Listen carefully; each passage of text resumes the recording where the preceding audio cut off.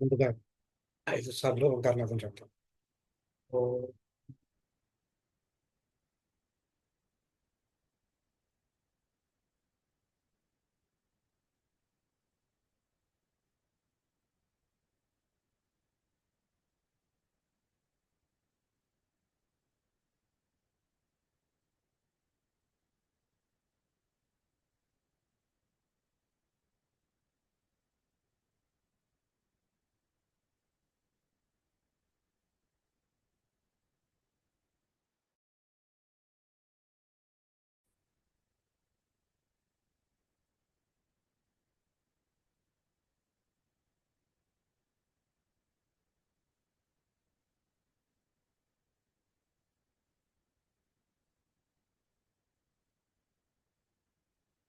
ఓం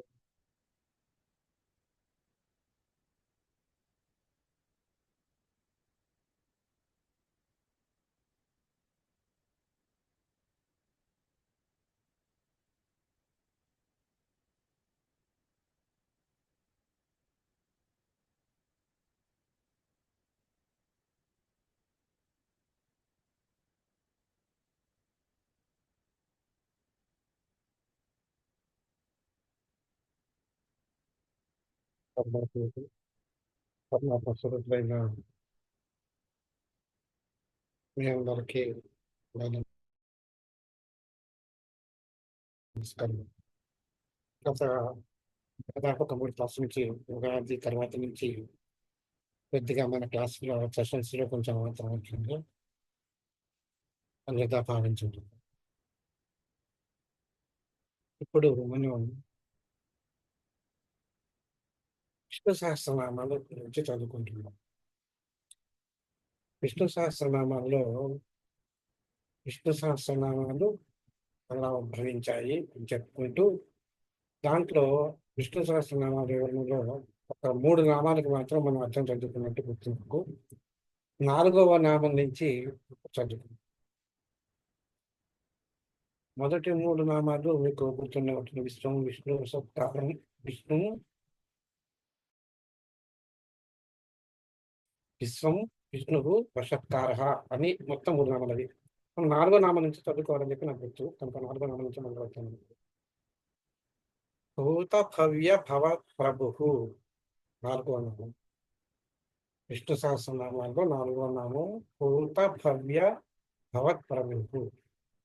అంటే భూతకాలము, భవిష్యత్ కాలము, వర్తమాన కాలాలకి ప్రభు అంటే స్వామి అయినటువంటి వాడు విష్ణుమూర్తి అని చెప్తున్నారు మనకి ఇక్కడ.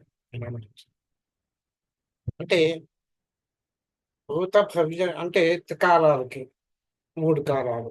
భూతకాలం, భవిష్యత్ కాలం, మనకి కాలాలు 3 అని తెలుసు కదా. ఈ 3 కాలాలకు అధిపతి ఎవరయ్యా అంటే విష్ణుమూర్తి అని చెప్తున్నాం. విష్ణుమూర్తి అయినటువంటి స్వామి 3 కాలాలకి అతి అధిపతి అయినటువంటి స్వామి భూత భవ్య ప్రభువు. భూత భవ్య భవత్ ప్రభువు. ఇక్కడ మనకి ఏంటంటే ఒక శ్లోకం ఉంది. త్రికాలవర్తి నాం శేషి భూత భవ్య భవత్ ప్రభువు అని. అంటే 3 కాలాల్లోనూ భూతకాలం, భవిష్యత్ కాలం, వర్తమాన కాలంలో అన్నిటికీ ప్రభువు ఆయనే. పైన అక్కడేమో స్వామి అని చెప్పారు, ఇక్కడేమో ప్రభు అని చెప్తున్నారు. స్వామి అంటే దాదాపు రెండిటికి సమానార్థాలు ఉన్నా కానీ మనం స్వామి అనే దాన్ని జనరల్ గా దైవత్వానికి సంబంధించినగా వాడతాం. ప్రభు అంటే ఒక రాజుగా మనం చెప్తాం అన్నమాట. ఇంకోటి ఏంటంటే త్రికాలాల్లోనూ ఉండేటువంటి పదార్థాలన్నిటికీ, సకల పదార్థాలన్నిటికీ, అన్ని పదార్థాలకి కూడా అధినాథుడు ఆ స్వామియే. త్రికాలాల్లో ఉండేటువంటి పదార్థాలు అంటే సకల జీవరాశులు, విశ్వంలో ఉండేటువంటి పదార్థాలు ఏంటి? సకల జీవరాశులు కూడా పదార్థాలు లెక్క కిందకు అర్థం అవుతుంటే, లేకుంటే మనిషి కూడా ఒక పదార్థం కింద కౌంట్ చేసుకుంటే, వీటన్నిటికీ కూడా అంటే సకల జీవరాశులకి కూడా అధిపతి అయినటువంటి వాడు ఆ స్వామి అని అంటాం. ఇక ఆ స్వామి అట్లాంటి స్వామి పరమాత్ముడు అని అనవచ్చు అనమాట. అంటే పరమాత్మ స్వరూపుడే విష్ణుమూర్తి అని చెప్తున్నారు అనమాట. ఈయన ఎటువంటి వాడు? అన్ని కాలాలకి కాలాల చేత పరిచ్ఛిన్నం కాగలిగినటువంటి వాడు. అంటే పరిపుష్టిగా, అంటే కాలాల చేత తెలుసుకోబడినటువంటి వాడు, లేదా తెలుసుకోదగిన వాడు. శరణాగతి అంటే తన్మాత్ర రూపమైనటువంటి ఈశ్వరతత్వం. ఈశ్వరతత్వం అంటే శరణాగతి అని చెప్పుకోవచ్చు మనం ఇక్కడ. సన్మాత్ర రూపమైనటువంటి సన్మాత్ర రూపం సత్ అంటే మంచి ఈ ఏది ఏ యథార్థము. సత్ అంటే సత్ రూపము అంటే యథార్థమైనటువంటి రూపం. ఏ యథార్థమైనటువంటి రూపాన్ని మనం తెలుసుకోగలము అంటే యథార్థమైనటువంటి దైవీ గుణ సంపన్నతను మనం తెలుసుకోగలము. అటువంటి వాడు ప్రభువు, అటువంటి ప్రభువు అని అర్థం అన్నమాట. ఎవరయ్యా అంటే విష్ణుమూర్తి అని చెప్తున్నాడు. మనం విష్ణు పరంగా మనం చదువుకుంటున్నాం కనుక మనం ఆయనే విష్ణువు అని చెప్తున్నాం అన్నమాట. ఇది మండూకోపనిషత్తులో ఒక మంత్రం ఉంది. అదేంటంటే భూత భవ్య భవిష్యదితి సర్వమోకార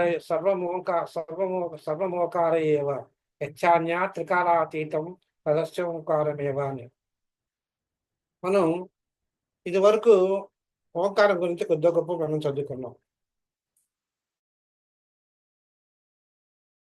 ఆ ఓంకారం పరమాత్మకు ప్రతిరూపం తెలుసుకున్నాం, మనం చదువుకున్నాం. అంటే ఈ ప్రతిరూపాలు అంటే ఓంకారం పరమాత్మ ప్రతిరూపం అంటే భూత భవ్య భవిష్య భూత భవ్య భూత వర్తమాన భవిష్యత్ కాలాలకి కూడా సంబంధించింది ఓంకారము. అంటే అది అప్పుడు కూడా ఉంటుంది, ఇప్పుడు కూడా ఉంటుంది, ఇప్పుడు ఉంటుంది ఓంకారము అని చెప్తున్నారు అనమాట. అంటే ఇక్కడ ఎప్పుడైతే మనం త్రికాలాతీతమైనటువంటి వాడు ఓంకారం అని చెప్తున్నామో, త్రికాలాతీతమైనటువంటి వాడు ఓంకారం పరమేశ్వర రూపం కనుక ఆ పరమేశ్వర రూపం కూడా త్రికాలాతీతమైనది అని చెప్పుకోవచ్చు అనమాట. మనం దానికి పరిమితి అనేటువంటిది ఉండదు. కాకపోతే వీటన్నిటికీ కారణభూతమైనటువంటిది ఏంటంటే మనసుని ఆ కాలాతీతుడైనటువంటి పరమేశ్వరుని, అంటే ఇక్కడ పరమేశ్వరుడు అంటే మళ్ళీ ఇక్కడ విష్ణువుగా దక్క అనమాట. ఇక్కడ ఆ విష్ణువుని కలవటానికి, విష్ణువుని కాలాతీతుడైనటువంటి విష్ణుమూర్తిని మనం కొలుచుకుంటానికి కారణభూతమైనటువంటి, లేకపోతే తెలుసుకుంటానికి కారణభూతమైనటువంటిది ఏంటంటే మనస్సు. ఈ మనసే లేకపోతే మనం కాలాన్ని గడించలేము. మనసే లేకపోతే కాలం లేదు. కనుక ఒక మనసు అనే జనరల్గా ఏంటంటే మనసు అనేటువంటిది ఒక జడ స్వభావం కలిగినటువంటి చేతనంగా ఉంటుంది. ఈ అచేతనమైనటువంటి మనసు మనం జీవం పొందింది అనుకో, అక్కడ దాన్ని చైతన్యం కలిగించామనుకో, ఏ కారణం చేత జీవం కలిగిస్తే దానికి చలనం వస్తుంది. ఇప్పుడు ఒక మనకి నీళ్ళల్లో మనకి నీళ్ళు రప్పించుకోవడానికి కళాయికి ఒక మోటార్ని పెడతాం, నీళ్లు తోడటానికి. ఆ మోటార్ ఆఫ్ చేసినంత కాలం ఏమవుతుంది, ఆ వాటర్ పైకి రాదు సరిగ్గాను. ఎప్పుడైతే నువ్వు మోటార్ ఆన్ చేసావో అప్పుడు ఆ మోటార్ సహాయంతో ఈ వాటర్ అంతా కూడా పైకి వస్తుంది. పైపుల నుంచి మోటార్ పైకి వస్తుంది, వాటర్ పైకి వస్తుంది, నీళ్లు పైకి వస్తాయి. అలాగే ఈ మనసుకి మనం చైతన్యం కలిగించాలి. మనసు అనేటటువంటిది ఏంటన్నమాట ఇక్కడ ఈ చైతన్యం కలిగించడానికి చైతన్యం పడేదని మనసు. దాన్ని ఏదో ఒక విధంగా మనం చైతన్యం కలిగిస్తే మనసుకి దాంట్లో చలనం వస్తుంది. ఆ చలనం కలిగితే ఆ చలనం ఎప్పుడైతే కలిగిందో మనసుకి, ఇప్పుడు దానికి కారణమైనటువంటి త్రికాలాల్లో కూడా మనం త్రికాలాల గురించి కూడా మనం చదువుకోవడానికి వీలవుతుంది అనమాట. మనసు తెలుసుకోగలుగుతుంది. అంటే ఇంకా ఇంకా ఇంకా చైతన్యం కలిగితే దానికి అతీతంగా ఉంటుంది అనమాట. ఎప్పుడంటే దానికి అతీతంగా ఉంటుంది అని అంటే అర్థం ఏంటన్నమాట. ఇక్కడ పరమేశ్వరుడు అంటే పరమాత్మ స్వరూపుడు త్రికాలాతీతుడు అని చెప్పాం. త్రికాలాతీతుడు అంటే 3 కాలములకు అతీతమైనటువంటి వాడు పరమాత్మ అని చెప్పాం. అంటే ఆ 3 కాలాన్ని అధిగమించిన వాడు. ఎప్పుడైతే నీ మనసు చైతన్యం అయిందో, మనసు చైతన్యం ఎలా చేసుకోవాలి ఇక్కడ ఒక మండేది ఒకటి. జపం కానీ, తపం కానీ, ధ్యానం కానీ, వీటితోటి మనసుని చైతన్యం చేసుకోవాలి. ఈ చైతన్యం చేసుకున్నటువంటి మనసుని మనం జాగ్రత్తగా నిగ్రహం చేసుకొని ఆ మనసుని కనుక మనం పరమాత్మ వైపు మళ్లించగలిగితే కాలాతీతుడు అవటానికి అవకాశం ఉన్నది మనిషి. మనం గమనించే ఉంటాం. అనేక మంది సిద్ధపురుషులు, మహాత్ములు త్రికాలంలో జరగబోయే విషయాలను మనకు చెప్తుంటారు. ఆ జరగబోయే విషయాలు మనకు చెప్తున్నారు అంటే, వాళ్ళు నిజంగా సిద్ధపురుషుల కింద లెక్కే. అంటే వాళ్ళ మనసుని అంటే వాళ్ళ మనసు అతి చైతన్యవంతమైందని మనం చెప్పుకోవచ్చనమాట. అన్నిటికీ కారణం మనసు గనక, ఆ మనసు చైతన్యవంతమైందని అర్థం అనమాట. ఆ చైతన్యవంతమైనటువంటి మనసు ఎటువైపు మళ్ళింది? పరమాత్మ వైపు మళ్ళింది. ఆ పరమాత్మ వైపు మళ్ళటం వల్ల వీళ్ళలో ఏంటంటే బ్రహ్మజ్ఞానం అలవడుతుంది. అలా కాకపోతే ఈ మనిషి ఇప్పుడే మనసు చైతన్యం అవుతుంది. మనసు చైతన్యమైనప్పుడు అది మంచి వైపు మళ్ళొచ్చు, చెడు వైపు మళ్ళొచ్చు. కానీ చెడు వైపు కాకుండా మంచి వైపు మళ్లించటం అనేటువంటి పార్ట్ మనం చదువుకుంటున్నాం గనక, నేనెప్పుడు మంచి వైపు మళ్లించటం గురించి నేను చెప్తాను. చెడు వైపు మళ్లించటం గురించి మాత్రం నేను చెప్పను. కనుక ఆ చైతన్యమైనటువంటి మనసు ఎప్పుడైతే పరమాత్మ వైపు మనం మళ్లించామో, అది దానికి బ్రహ్మజ్ఞానం అలవడుతుందనమాట. ఆ బ్రహ్మజ్ఞానం పరమాత్ముడు దేని చేత మనం తెలుసుకోగలం పరమాత్ముని? జ్ఞానం చేత తెలుసుకోవచ్చు అని చెప్తున్నారనమాట. కనుక అట్టి జ్ఞానాన్ని, అట్టి చైతన్యాన్ని మనం కలగటానికి కారణభూతమైనటువంటిదే మనసు. ఆ దివ్య చైతన్యమే పరబ్రహ్మ స్వరూపం అని చెప్పుకున్నాం ఇప్పుడు. ఆయనే మహావిష్ణువు. ఇంకా అథర్వ శిరోపనిషత్తు అని ఒకటున్నది. దాంట్లో రుద్రుడు బ్రహ్మాది దేవతలకు అందరికీ కూడా పరమాత్మ తత్వాన్ని చెప్తూ, నేనే మొట్టమొదటిగా ఉన్నాను. నేనొక్కడినే మొట్టమొదటిగా ఉన్నాను. అప్పుడు ఉన్నాను, ఇప్పుడు ఉన్నాను, భవిష్యత్తులో కూడా ఉంటాను. నాకన్నా వేరైనటువంటి వాళ్ళు భూత భవిష్యత్ వర్తమానాల కాలంలో ఎవరు లేరు. నేనే త్రికాలజ్ఞుడిని, త్రికాలాతీతుడని నేనేను, నేనే నిత్యుడిని, నేనే బ్రహ్మని. అంటే ఇక్కడ బ్రహ్మ అంటే సృష్టికర్త అనమాట. సృష్టి చేసేవాడిని నేనేను. కనుక అని మహారుద్రుడు బ్రహ్మాది దేవతలకు ఒక ఉపనిషత్తులో చెప్పాడు. అథర్వ శిరోపనిషత్తులో చెప్పాడనమాట.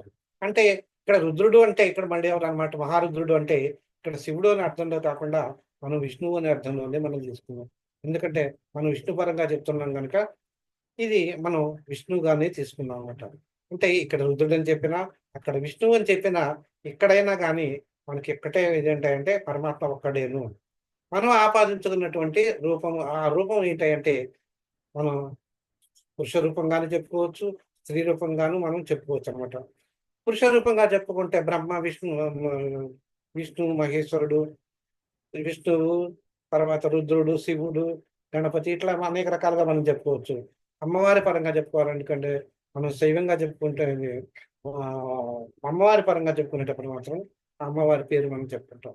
ఏదైనా గానీ పరతత్వం అనే దానికి లింగ భేదం అనేటువంటిది లేదు అని చెప్పి మనం ఇదివరకు చాలా సార్లు మనం చెప్పుకున్నాం. ఇక్కడ రుద్రుడు అథర్వ శిరోపనిషత్తులో రుద్రుడు అని చెప్పినా, మహావిష్ణువు అని చెప్పినా 2 ఒకటేను అన్న భావంలో మనం తీసుకున్నాం అనమాట. ఈ విధంగా చూసుకుంటే భూత భవిష్యత్ వర్తమాన కాలాలన్నింటి కూడా ఆ పరమాత్ముడే విష్ణువు. ఆ విష్ణువుతే త్రికాలాతీతుడు అని మనకు తెలుస్తుంది. అంతేకాదు ఆయన సర్వవ్యాపితుడు. అంతేకాదు ఆయన సర్వాంతర్యామి కూడా. ఇక నెక్స్ట్ దీంతోటి మనకేంటంటే ఇక్కడ భూత భవ్య భగవత్ప్రభు అన్న నామానికి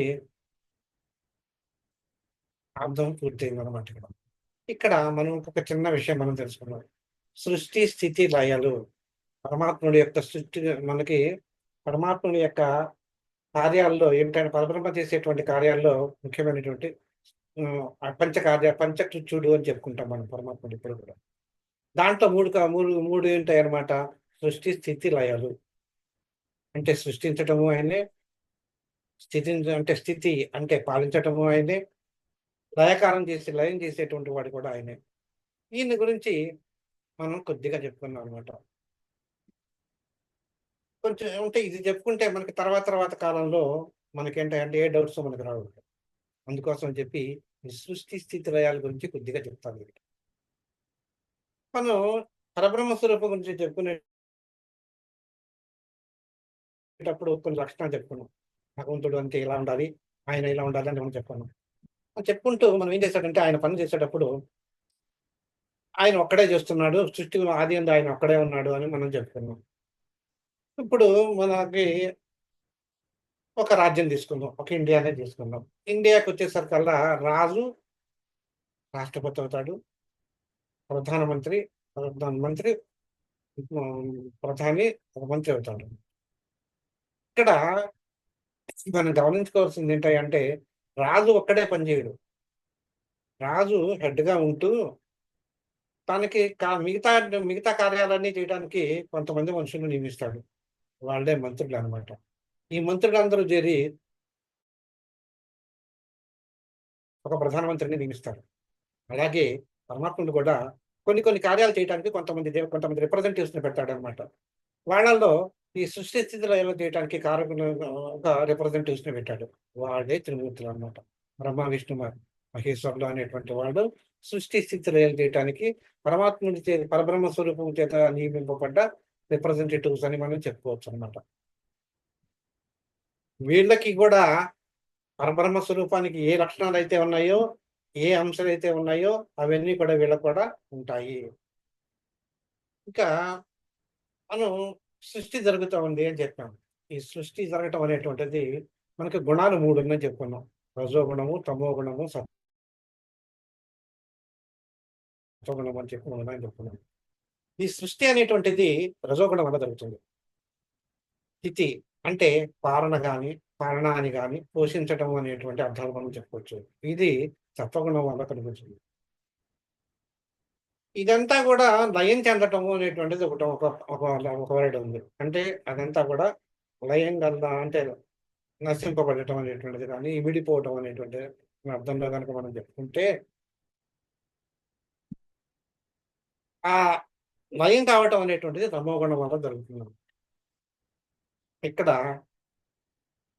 మనం సత్వగుణాలను తీసుకుంటే మొట్టమొదటిగా మనం ఈ సత్వగుణంలో కారకమైనటువంటిది స్థితి కారకుడైనటువంటి వాడు.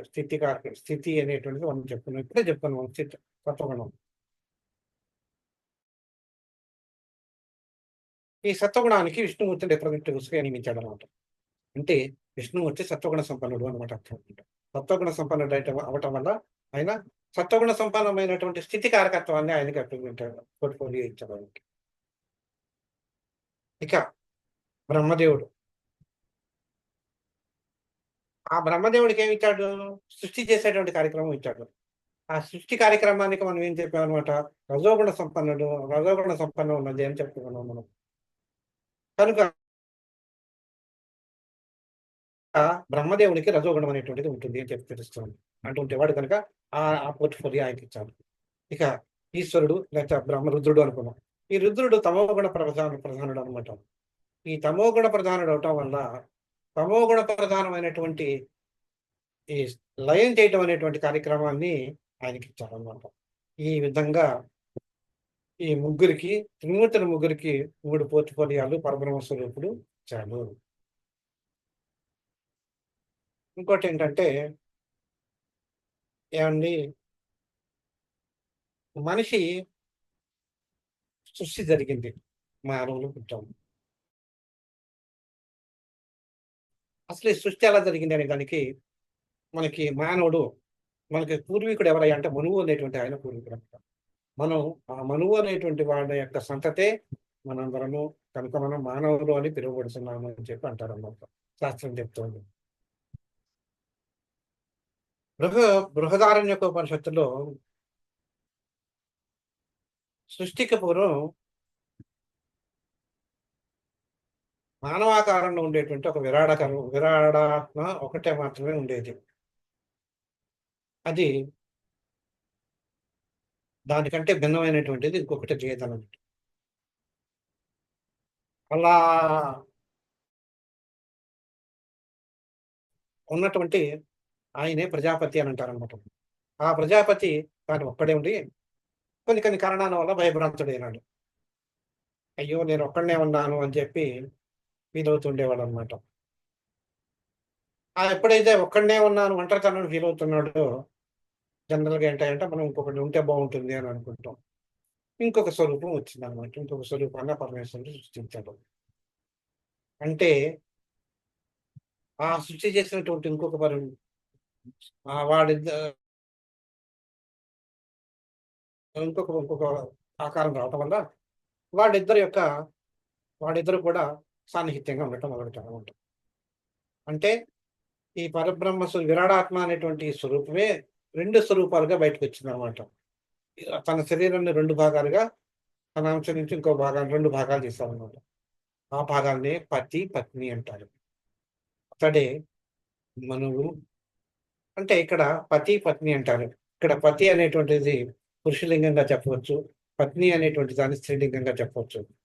అహా! ఆ 2 రూపాలకే పురుష రూపానికేమో మనువు అని పేరు. స్త్రీ రూపానికేమో శతరూపం అనేటువంటిది. ఎప్పుడు కూడా ఒక తనువు నుంచే ఆ ప్రజాపతి వల్ల కలిగినటువంటి ఈ శతరూప వీళ్ళిద్దరూ కూడా ఏంటంటే ఒకే గర్భం నుంచి, ఒకే శరీరం నుంచి వచ్చారు గనక, మనం అన్నదమ్ములు జనరల్‌గా ఏంటంటే సోదరీ సోదరులుగా భావిస్తాము. వీళ్ళిద్దరి మధ్య పరస్పర ఆకర్షణ అనేటువంటిది మనకి నిరుత్తరం. కనుక అప్పుడేం చేస్తుందంటే, వీళ్ళు ఒక ఆవు కింద మారిపోయింది శతరూప. ఆ శతరూప ఆవుగా మారినప్పుడు, ఈ మనువు అనేటువంటి ఆయన శవ రూపంలోకి మారాడనమాట. వీళ్ళిద్దరి కలయిక వల్ల భూసంతతి ఉద్ధరింపబడింది. అంటే వృద్ధి చెందింది. అలాగే వీళ్ళిద్దరు కూడా ఒకడు అశ్వం తీసుకున్నాడు. ఒకడు అశ్వం కింద, ఇంకొకడేమో మేలు, ఒకడు ఫీమేల్ అశ్వం కింద ఇట్లా మారినప్పుడు అప్పుడేమవుతుందంటే గుర్రపు సంతతి పెరిగిపోతుందన్నమాట. ఈ విధంగా పెరిగినప్పుడు అలాగే మిగతా వాటిల్లో కూడా స్త్రీ పురుషుల యొక్క సంతతి పెరిగింది అని చెప్పి మనకి బృహదారణ్యోపనిషత్తు చెప్తుంది. అలాగే పురుషుడు గాను, స్త్రీ గాను రమించినప్పుడు ఆళ్ళిద్దరి కలయిక వల్ల ఏర్పడింది ఏంటంటే మనుష్య సంతతి. కనుక ఈ మనుష్య సంతతి మనువుని దగ్గర నుంచి వచ్చింది కాబట్టి మనం మనుషులము అని పిలువబడుతున్నాము అని చెప్పి శాస్త్రం చెప్తానన్నమాట. ఇట్లా త తర్వాత ఏంటంటే సృష్టించగలిగి అది ఎంతవరకు వృద్ధి చెందిందంటే దాదాపు 80,00,000 జీవరాశులు వృద్ధి చెందినడట. అంటే చిన్న చీమ నుంచి కూడా పెద్ద జీవరాశుల వరకు అన్నీ కలుపుకొని దాదాపు 80,00,000 జీవరాశులుగా వృద్ధి చెందింది ఈ ప్రపంచంలోనని తెలుస్తోందనమాట. అట్లాగే బావుందండి. ఇది ఇంతవరకు బాగానే ఉన్నది. ఈ ఇప్పుడు వాళ్ళకేం చేశారన్నమాట ఒక్కొక్క పేరు పెట్టారు. ఇది పలానా, ఇది గోవులు, ఇది గుర్రము, ఇంకో గాడిద, ఇంకొకటి ఇట్లా పేర్లు పెట్టుకుంటూ అంటే వచ్చినప్పుడు అదంతా ఏమవుతుందన్నమాట నామరూపాత్మకమైనటువంటి జగత్తవుతుంది. ఈ జగత్తులో ప్రతివాడు ఏంటన్నమాట ఎక్కడి నుంచి వచ్చాము మనం పరబ్రహ్మ స్వరూపం నుంచి వచ్చాము. కనుక వీళ్ళందరూ కూడా పరబ్రహ్మ స్వరూపులే. అంటే ఇక్కడేమవుతుందన్నమాట విరాట్ రూపం నుంచి అంటే ఇక్కడ మనకు పరబ్రహ్మ స్వరూపం అంటే విరాట్ రూపం కూడా పరబ్రహ్మ స్వరూపమే. ఆ రూపం నుంచే వచ్చింది గనుక ఆ పరబ్రహ్మ స్వరూపంలో ఉండేటువంటిది ఏంటంటే అగ్ని ఉంటుంది. ఆ అగ్ని కూడా జ్ఞాన రూపం. అంటే బ్రాహ్మణ రూపం అని చెప్పొచ్చనమాట. అంటే అంతవరకు కూడా కులాలు అనేటువంటివి వర్ణభేదం అనేటువంటిది తెలియదనమాట. వర్ణభేదం అనేటువంటిది తెలియదు. కానీ జీవరాశులు ఎక్కువగా పెరిగిపోయేసరికల్లా మనుషులందరూ ఎక్కువ పెరిగిపోయేసరికల్లా వాళ్ళని పాలించడం కష్టమైపోయి వాళ్ళందరూ ఏం చేశారన్నమాట అనేక వర్ణాల కింద విభజించారు. ఆ చాతుర్వర్ణాలుగా వచ్చిందనమాట ఫస్ట్ టైమ్ అప్పుడు. ఎందుకంటే వాళ్ళని పరిపాలన చేయడానికి ఒకటి, వాళ్ళ ధర్మరక్షణలో నడపటానికి ఒకటి, వాళ్ళకి కావాల్సినటువంటి సదుపాయాలు సమకూర్చడానికి కొంతమందిని, అలాగే వాళ్ళని రక్షించడానికి కొంతమందిని పెట్టి ఆ చాతుర్వర్ణాల కింద విభజించారన్నమాట. వాళ్ళే ఏమైందనమాట బ్రాహ్మణ, క్షత్రియ, వైశ్య, శూద్రుడి కింద చెప్పారన్నమాట. అలాగే అంతే కాకుండా అంతవరకు అయిపోయిందా? అవ్వలేదు. ఆ తర్వాత ఏంటంటే ఆయన ఇట్లా సృష్టించినటువంటి ఈ సృష్టిలో కొంతమంది కొన్ని వర్గాల కింద చేశారనమాట. వాళ్ళలో వసువులు అనేటువంటి వాళ్ళు 8 మంది ఉన్నారంట. అలాగే ఆదిత్యులు 12 మంది ఉన్నారంట. రుద్రులు 11 మంది రుద్రులు ఉన్నారంట. తర్వాత విశ్వ దేవతలు 13 మంది ఉన్నారంట. మరుద్గణాలు 49 మంది ఉన్నారంట. వీళ్ళందరూ కూడా ఏం చేశారనమాట, వీళ్ళందరూ కూడా ఒక గ్రూపుల కింద ఇచ్చి, గణాల కింద విభజించి, వీళ్ళందరూ ఈ పని చేయాలి, వీళ్ళందరికీ ఈ పని చేయాలి, ఈ పని చేయాలి అని చెప్పి వ్యవసాయం కానీ, సేవకులు కానీ, పశుపోషణ కానీ, ఇలాంటి వాటన్నిటికీ కూడా కొంచెం వాటి పోర్ట్ఫోలియో ఇచ్చి, జనాలందరినీ కూడా ఏ కష్టం లేకుండా చూడండి బాబు అని చెప్పి ఒక గవర్నమెంట్ ఫామ్ చేసినట్టు ఫామ్ చేస్తారనమాట. అని ఈ సృష్టి గురించి బృహదోపనిషత్తులో చెప్పబడింది అన్నమాట. ఈ విధంగా సృష్టి వృద్ధి చెందింది అని చెప్పి చెప్తున్నాం అనమాట. ఇక ఐతరేపనిషత్తులు ఏం చెప్పారంటే, ఈ సృష్టి గురించి వివరణ చేస్తూ, జీవాత్మ పరమాత్మ రెండు కూడా ఒకటేను. మరణించిన తర్వాత ఈ జీవాత్మ ఏంటి పరమాత్మలో కలిసిపోతుంది. ఆ ఆత్మయే ఆలోచన పూర్వకంగా ఏం చేసిందంటే లోకాన్ని సృష్టించింది. ఆ సృష్టికి ముందంతా కూడా బ్రహ్మమయంగా ఉండేది. దాన్నే ఆత్మ అని అంటారు. ఆ ఆత్మ ఒకసారి ఆ ఆత్మయే లోకాలను సృష్టించాలి అని అనుకుంది. అదే ఆత్మే అంబస్సు, మరీచి, అపహ, మర అనేటువంటి లోకాలను సృష్టించింది. ఈ లోకాలన్నీ కూడా పంచభూతాలతోనే సృష్టింపబడ్డాయి అని చెప్పి ఐతరేయోపనిషత్తు చెప్తుందన్నమాట. కనుక ఈ లోకాలను సృష్టించిన తర్వాత వాళ్ళందరినీ మళ్ళీ రక్షించడానికి పోర్ట్ఫోలియోస్ ఇచ్చి వాళ్ళందరికీ ఒక ఒక మానవాకారంలో ఉండేటువంటి ఒక రూపాన్ని కనుక ఇచ్చిన వాళ్ళందరికీ ఆ రూపం ఆ ఆకారమే విరాట్ రూపం అని చెప్పి మనకి ఐతరేయోపనిషత్తు చెప్తున్నమాట. ఇవన్నీ కూడా మనకు పరమాత్మని విరాట్ రూపాన్ని దృష్టిలో పెట్టుకొని ఇవన్నీ కూడా చేశాడు అని చెప్పి చెప్తుందన్నమాట. ఇలా ఒకదాన్ని దృష్టిలో పెట్టుకొని చేయటాన్ని తపస్సు అని అంటారు అనమాట. ఈ తపస్సు అంటే ఏంటంటే మన జ్ఞానం మనకి పరిభాషలో ఏంటాయంటే, ఒక నామాన్ని తీసుకుని ఒక భగవద్ నామాన్ని తీసుకొని పదే పదే ఉచ్చరించటాన్ని మనం జపము అంటాం. ఆ జపం మరీ తీవ్రమైనదైతే దాన్ని మనం తపస్సు కింద భావించవచ్చు అనమాట. అలాగే ఇక్కడ కూడా ఏంటంటే తీవ్రమైనటువంటి ఆలోచన చేయటం దాన్నే మనం తపస్సు అని అంటున్నాం ఐతరేయోపనిషత్తులో. దీని ఫలితంగా ఏమొచ్చిందంటే విరాట్ రూపానికి ఒక నోరు అనేటువంటిది వచ్చింది. ఆ నోరు అనేటువంటి దాని నుంచి మాట వచ్చిందంట. ఆ మాటకు అధిదేవత ఎవరయ్యా అంటే అగ్ని అంట. ఆ మాటకి అధిదేవత లేకపోతే అభిమాన దేవత అగ్ని పుట్టిందంట అక్కడ. ఆ తర్వాత ముక్కు రంధ్రాలు ఏర్పడ్డాయంట. ఆ ముక్కు రంధ్రాల నుంచి ప్రాణం వచ్చిందంట. ప్రాణం ఉత్పన్నమైందంట. దీనికి ఉన్నటువంటి ముక్కు రంధ్రాలకు ఉన్నటువంటి లక్షణం ఏంటయ్యా అంటే వాసన చూసేటువంటి శక్తి వచ్చిందంట. దాని నుంచి వాయువు పుట్టిందంట. ముక్కు రంధ్రాల నుంచి ఆ ప్రాణం పుట్టిన తర్వాత వాసన చూసే శక్తి వచ్చింది కాబట్టి వాయువు అనేటువంటిది పుట్టిందంట. ఆ తర్వాత నేత్రాలు ఏర్పడ్డాయట. ఆ నేత్రానికి అధిపతి అయినటువంటి సూర్యుడు ఉద్భవించాడు అని చెప్పి చెప్తున్నారు. ఆ తర్వాత ఆ విరాట్ రూపం నుంచి చెవులు అనేటువంటివి ఉద్భవించాయి. వాటి నుంచి దిశలు ఏర్పడ్డాయట. ఆ దిశలు ఆ తర్వాత చర్మము, దాని స్వస్వకు కారణమైనటువంటి రోమాలు కూడా వచ్చాయట. ఆ తర్వాత హృదయం ఏర్పడిందంట. ఆ హృదయం నుంచి ఏ ఇంద్రియం ఆ హృదయం నుంచి మనస్సు పుట్టిందట. ఆ మనస్సుకు కారకుడైనటువంటి చంద్రుడు ఆ మనస్సు నుంచి ఉద్భవించాడట. ఆ తర్వాత నాభి అనేటువంటిది పుట్టిందట. ఆ నాభి నుంచి ఆపానం అనేటువంటిది వచ్చింది. దానికి ఆ తర్వాత ఇలా మిగతా విరాట్ పురుషుని యొక్క మిగతా అవయవాలంటే ఇంద్రుడు, ఇంద్రియాలు ఇవన్నీ కూడా పుట్టి వాని యొక్క అధిష్టాన దేవతలు కూడా ఆ విరాట్ రూపం నుంచి ఉద్భవించాయి అని చెప్పి నాకు చెప్తున్నాను అనమాట. ఇలా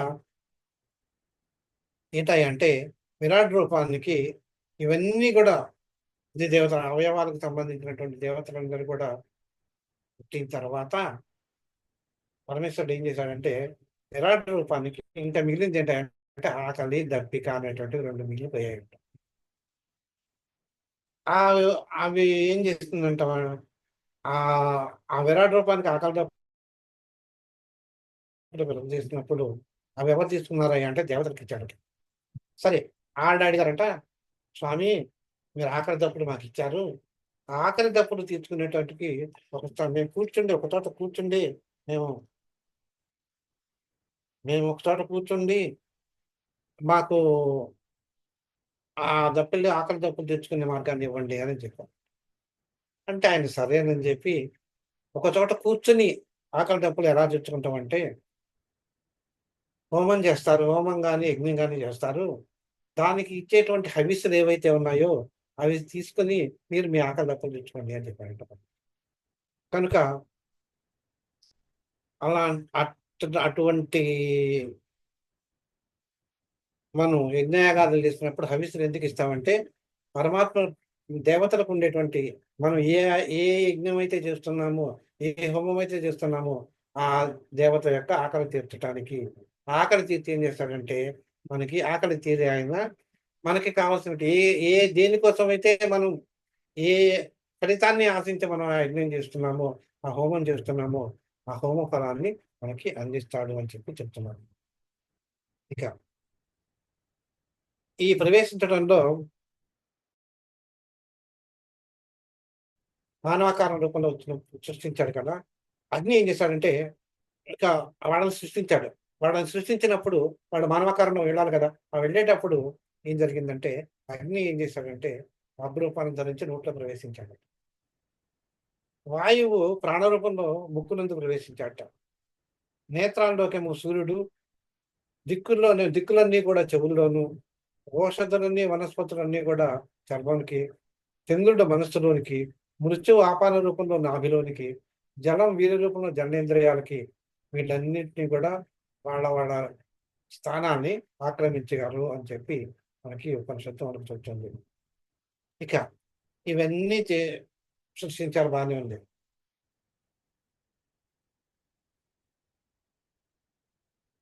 ఈ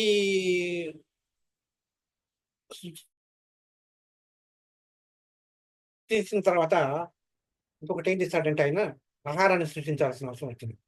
ఇలా ఇంద్రియాలన్నీ కూడా చూసుకున్న తర్వాత మనిషికి ఆకలిస్తుంది కనుక ఈ ఆకలేయటానికి, దాహం తీర్చుకోవటానికి అన్నాన్ని, జలాన్ని సృష్టించాడు అని చెప్పి జలం నుంచి ఆహారాన్ని అంటే భూమి, సస్యం మనకి ఎప్పుడైతే భూమి మీద మనం పంటలు పండిస్తామో దాని నుంచే మనకు వచ్చేటువంటి దానికి నీళ్లు పెడతాము.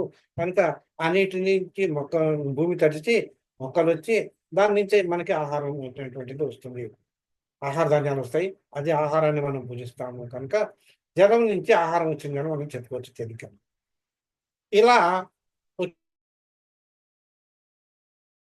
వచ్చినటువంటి ఆహారాన్ని చూసి ఈ దేవతలందరూ అన్నారంట, అవి అంటే మనం మితంగా అన్నాన్ని మనం మితంగా తింటే మనల్ని రక్షిస్తుంది. అదే అధికంగా తింటే రోగాలు వస్తాయన్నమాట. ఎప్పుడు కూడా మితాహారం మితంగా తినాలన్నమాట. మనం ఎప్పుడు భోజనం చేసినా గానీ, ఏ ఆహారం తీసుకున్నా గానీ మితంగా తీసుకోవాలి. అధిగమించి తీసుకుంటే అది రోగప్రదం అవుతుంది అని చెప్పి శాస్త్రంలో ఆయుర్వేదం చెప్తోందన్నమాట. కనుక ఆ ఆయుర్వేదం చెప్పినట్టు అట్లాగే ఈ దేవతలందరూ కూడా అది మా పాలిట ఇబ్బంది పెడుతుంది మమ్మల్ని. కనుక దాన్ని అన్నాన్ని మనం దాని యొక్క వాసనని మనం చక్షులతో చూడలేము. చూడగలం గానీ దాన్ని దాన్ని మనం తినలేము. అలాగే ఇంక ఏ ఇంద్రియంతోటి మనం చూడలేం గనుక మన లోపలికి తీసుకుంటానికి ఈ నోరు అనేటువంటిది కావాలి మనకి. ఆ నోటి ద్వారా ఆహారం లోపలికెళ్తుందని చెప్పి ఆ నోటితోటి తీసుకునేటువంటి ఆ సౌకర్యాన్ని మనకి కల్పించాడు అని చెప్తుంటున్నాను. ఇవన్నీ చేసిన తర్వాత ఇంకొకటి మిగిలిపోయింది. ఏంటంటే ఆత్మ, మనకి మనలోనే ఆత్మను మన హృదయంలోనే పరమాత్మ కొలువై ఉన్నాడు అని చెప్తాను. ఎవరి పోర్ట్‌ఫోలియోలో వాడి ఏ ఇంద్రియాలకి ఒక్కొక్క ఇంద్రియానికి ఒక్కొక్క పోర్ట్‌ఫోలియో తీసుకొని ఒక్కొక్క దేవతా మనలో ప్రవేశించి ఉన్నాడు. మరి పరమాత్మ ఎక్కడ ఉండాలయ్యా? ఆయన ఎట్లా ప్రవేశించాలి? అంటే రెండే మార్గాలు. ఒక ఇల్లు ఉందనుకోండి, ఇంటికి జనరల్‌గా ఏంటంటే ఇంటికి ప్రవేశించడానికి సింహద్వారం గాని, దొడ్డి గాని రెండే ఉంటాయన్నమాట. వెనక నుండి వస్తుంది. మన శాస్త్రం చెప్తుంది మంచివాడు అంటే విజ్ఞులు దొడ్డి ద్వారం గుండాను, లేకపోతే పగవారి శత్రువులు వెనక దారి గుండాను వస్తారు అని చెప్తున్నారు. అలాగే ఇక్కడ కూడా ఏంటంటే రాజులు సింహద్వారం గుండాను, భృత్యులు వెనక నుంచి వస్తారు అని చెప్పి కూడా చెప్తారన్నమాట.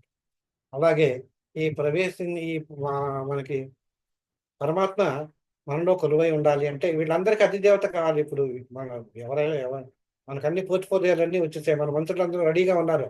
కానీ మన దేహంలో ఉన్నారు. కానీ వాళ్ళని కమాండ్ చేసేటువంటి రాజు కావాలి. ఆయనే పరమాత్మ. ఆయన ఎక్కడుండాలి? మన హృదయంలో కొలువై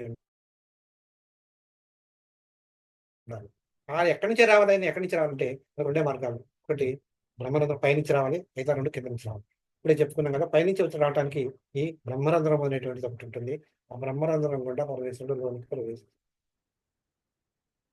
ఇలా పరమేశ్వరుడు ఏం చేశాడంటే, ఈ విధంగా సృష్టి చేసి ఆహారాన్ని గూడా రక్షణని మనకి కల్పించాడు అని చెప్పి మనకి చెప్తాంది. దీన్ని క్లుప్తంగా నేను సృష్టి స్థితి లయాల గురించి నేను చెప్తాను.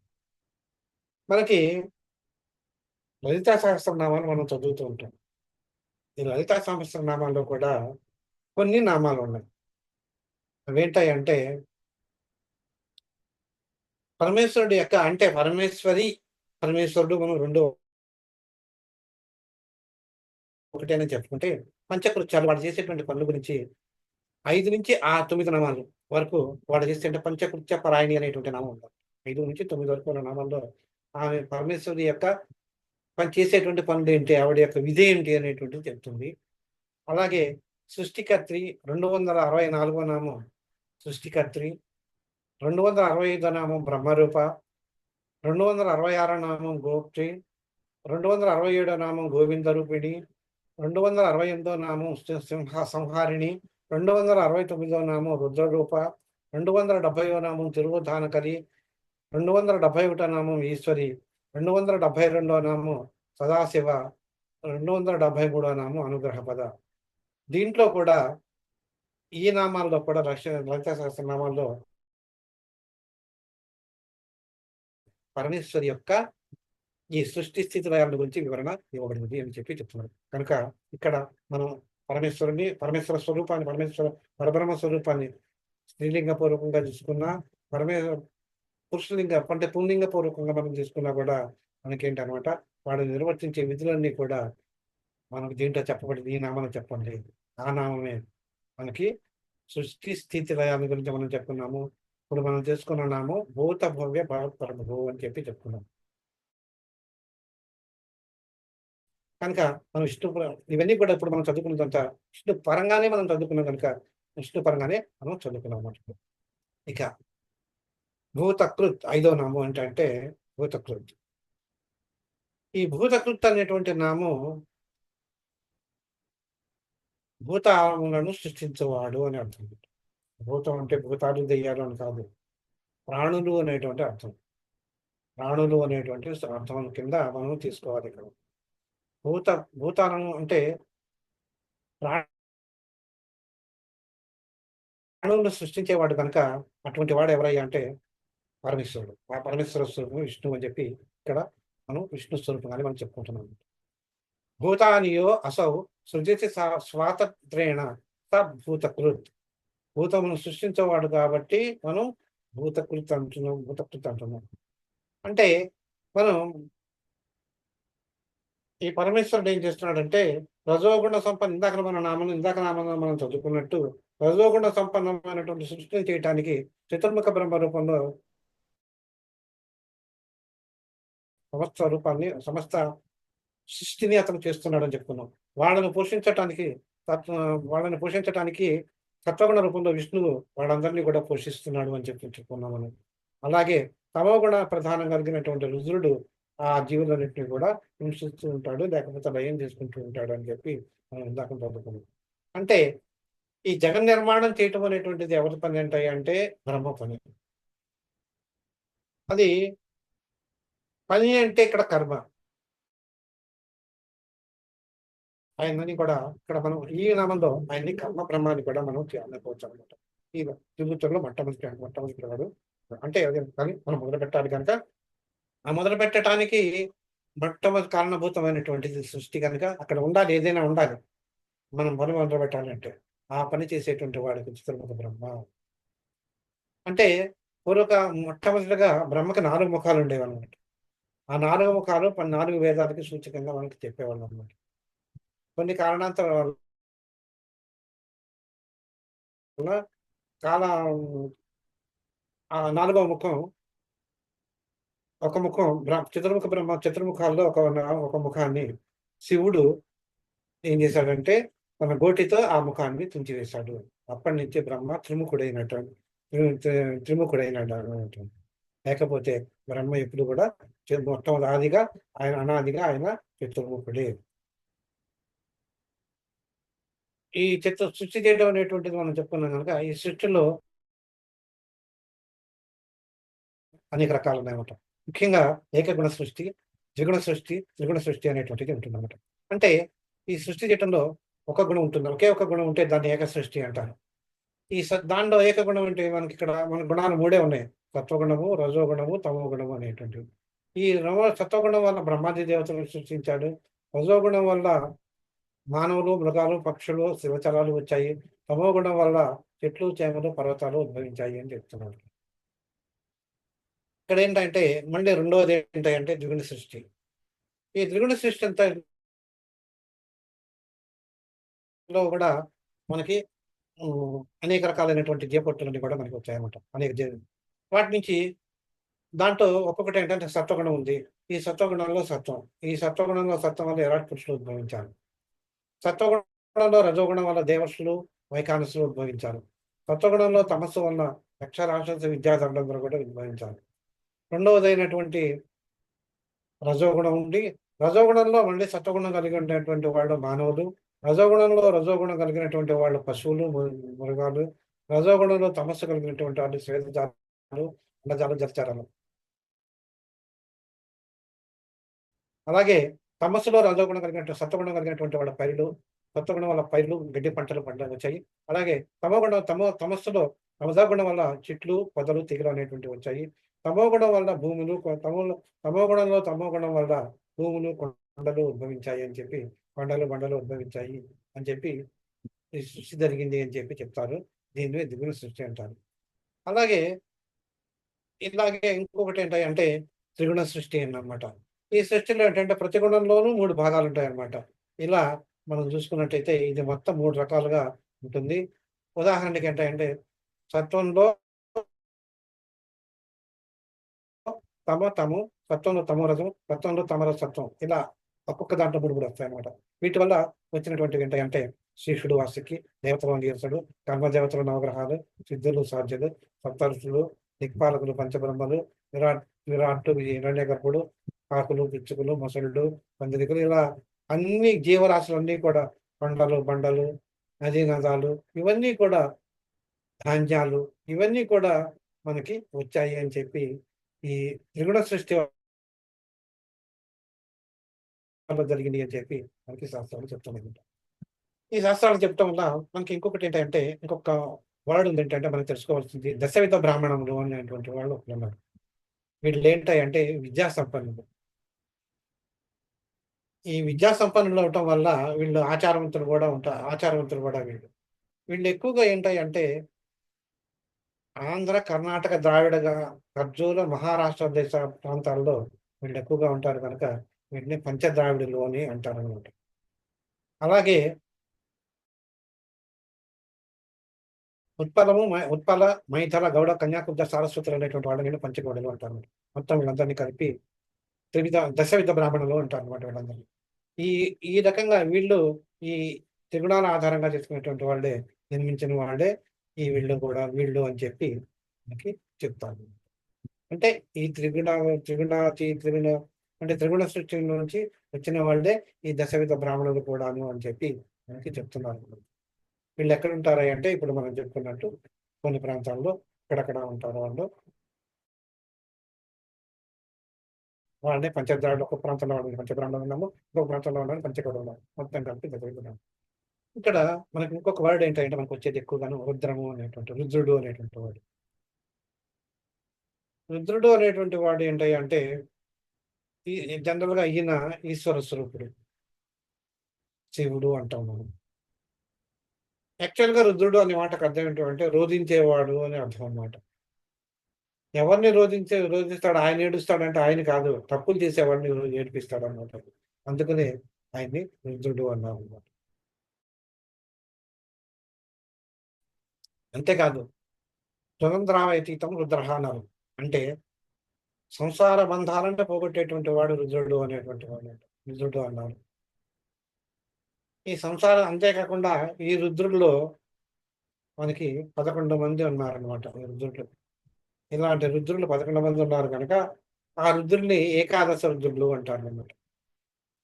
ఈ ఏకాదశ రుద్రుడు ఎవరు ఏంటి అనేటువంటిది మనం ఇంకొక సంప్రదాయంగా మనం చెప్పుకున్నాము. ఇంకో సమయం వస్తుంది మనకి ఈశ్వర గురించి చెప్పుకునేటప్పుడు మనం ఏకాదశ రుద్రుడి గురించి చెప్పుకున్నాం. అలాగే రుద్రాన్ని గురించి కానీ రుద్రతత్వాన్ని గురించి కానీ మనం అప్పుడు చెప్పుకున్నాం. ఇక బ్రహ్మ మనకి బృహదారణ్యోపనిషత్తులో ఏం చెప్తారంటే మన శరీరంలోనే ఏకాదశ రుద్రులు ఉన్నారు అని చెప్తాము. అంటే రుద్రస్వరూపాలు మనలోనే ఉన్నాయి. ఏంటవి? పంచ జ్ఞానేంద్రియాలు, పంచ కర్మేంద్రియాలు, అంటే దశేంద్రియాలు అని మనం అప్పుడప్పుడు మనం చెప్తుంటాం. ఈ దశేంద్రియాలు ప్లస్ మనసు, ఇవేంటాయంటే వీళ్ళందరూ కూడా మనలోనే ఉండి మనల్ని నడిపిస్తూ ఉంటారు. వీళ్ళు ఎప్పుడైతే మన కర్మ సమాప్తి అయినప్పుడు ఏం చేస్తారంటే మన శరీరంలోంచి నిష్క్రమిస్తారు. ఈ నిష్క్రమించి మన బంధువుల్ని ఏడిపిస్తారనమాట. అందుచేత వీడిని రుద్రుడు అన్నారు అనమాట. అయ్యో వీళ్ళు ఏకాదశ రుద్రుడు అని చెప్పి మనం చెప్తాం అనమాట. ఈ రకంగా బ్రహ్మ రూపంలో సృష్టి జరుగుతుంది, రుద్రుడి రూపంలో లయం జరుగుతుంది కనుక కాబట్టి ఈ మహావిష్ణువు భూతకృత్ అని ఉపయోగపడుతున్నాడు అని చెప్పి మనం చెప్పుకోవచ్చు. ఇక ఇంకొక నామం ఏంటంటే భూతకృత్ అయిపోయింది మనకి ఇక్కడ. భూతభృత్ అనేటువంటి నామం 6వ నామం అనమాట. ఈ భూతభృత్ అంటే భూతాలను భరించేటువంటి వాడు. భూతాలు అంటే మనకి ఇక్కడ ప్రాణులు అని చెప్పుకున్నాం, సకల జీవరాశులు అని చెప్పుకున్నాం. ఈ సకల జీవరాశుల్ని భరించేటువంటి వాడు అంటే పోషించేవాడు అనేది ఎవరైనా కానీ ఆయనే మనం భూతభృత్ అని మనం అనుకుంటున్నాం.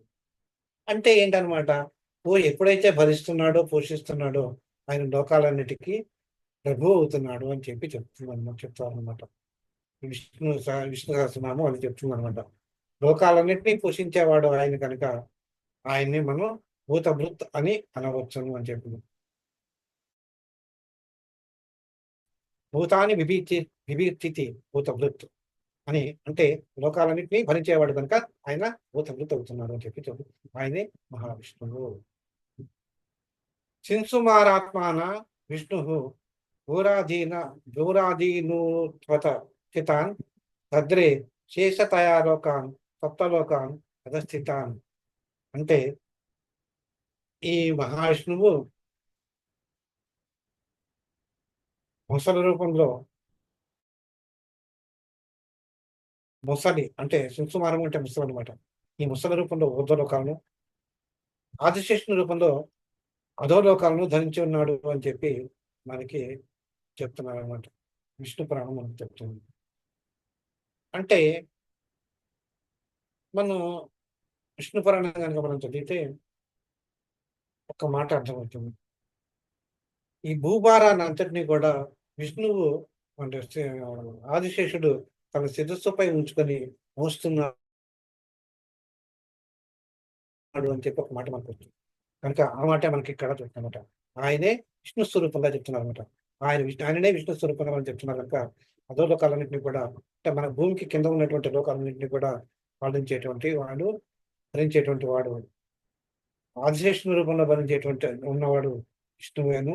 అలాగే మనకి పైన ఉన్నటువంటి ఊర్ధ్వలోకాలన్నింటినీ కూడా ధరించి ఉన్నటువంటి వాడు మహావిష్ణువు అని చెప్పి, అసలు రూపంలో ధరించి ఉన్నటువంటి వాడు మహావిష్ణువు అని చెప్పి చెప్తున్నాం. కనుక ఏది ఏమైనా కానీ లోకాలన్నింటినీ రక్షించేటువంటి బాధ్యత మాత్రం ఈ మహావిష్ణువే తీసుకున్నాడు. కనుక అందుచేతనే ఆయన మనం భూతభృత్ అంటే మనం అంటున్నాము అని చెప్పి మనకి చెప్తున్నాం. అందుచేత సత్వగుణ సంపన్నుడైనటువంటి ఈ మహావిష్ణువే ఈ సత్వగుణ సంపన్నుడైనటువంటి ఈ లోకాలన్నింటినీ కూడా, దీనిలో సత్వగుణ సంపన్నమైనటువంటి జీవరాలన్నింటినీ కూడా పాలించి పోషిస్తున్నాడు కనుక ఆయనని భూతభృత్ అనటంలో భూతభృతాన్ని పిలువబడుతున్నాడు అని చెప్పి మనకి విష్ణు సహస్రనామంలో చెప్పబడింది.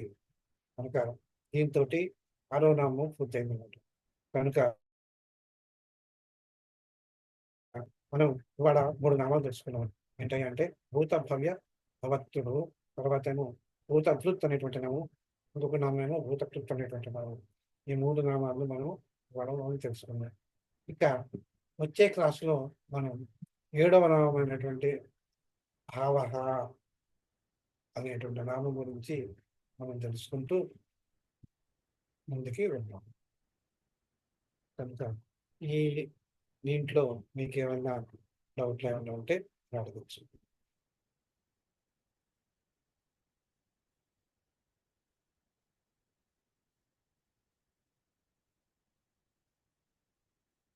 ఎవరు ఏం మాట్లాడతలేదు, ఏం డౌట్లు ఏం లేవా?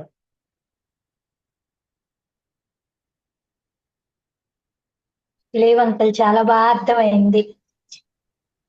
చాలా బాగా అర్థమైందా?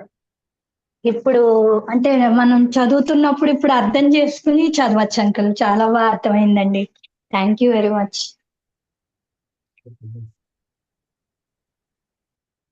అయితే స్వస్తి చెప్పచ్చునమ్మా. చెప్పండి చెప్పండి సార్. లోకాం సమస్తాం సుఖినో భవంతు. ఓం శాంతి శాంతి సర్వే జనా సుఖినో భవంతు. లోకాం సమస్తాం సుఖినో భవంతు. ఓం శాంతి శాంతి శాంతి. సర్వం శ్రీరామకృష్ణ. స్వస్తి.